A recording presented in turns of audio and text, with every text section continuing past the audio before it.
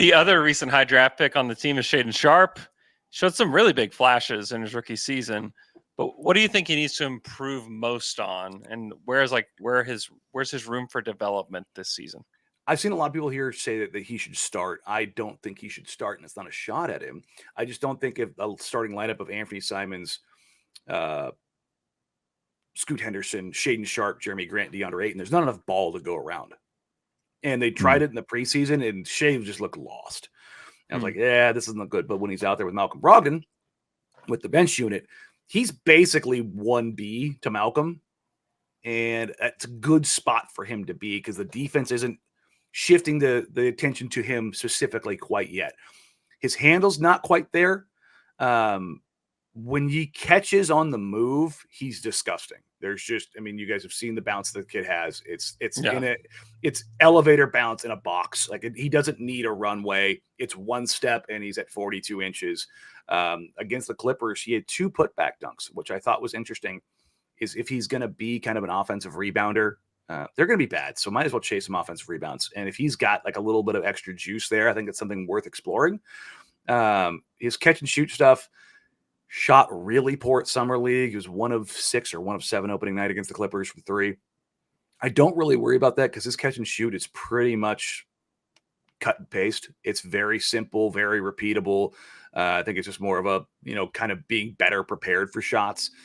But for him, it's about game flow, being more intelligent. And he's already,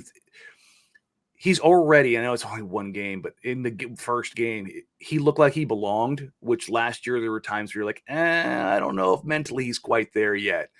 Now it looks like he understands the processing. And I think that's the big thing. Because I think people tend to forget that this is a guy that went to the G League. This is a guy who sat in Kentucky for a year, who went from playing EYBL competition to NBA. Like the jump that he's making is it's insane. It's even more than what Scoot went through.